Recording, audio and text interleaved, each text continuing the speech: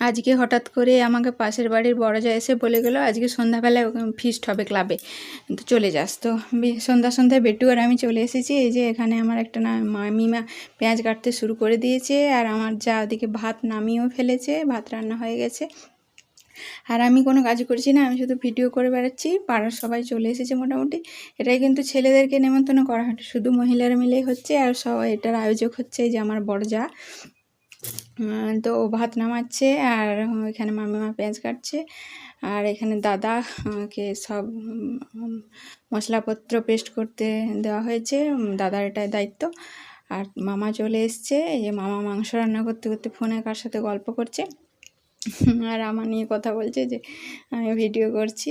এই যে মাংস প্রায় হয়ে এসেছে, এখন প্রায় রাত্রি 9টা 9:30 বেজে গেছে। মাংসটা হলেই আমরা খেয়ে নেব, তারপর বাড়ি চলে যাব। বেট্টু তো বেশ ভালোই মজা, খুবই দুষ্টুমি করছে।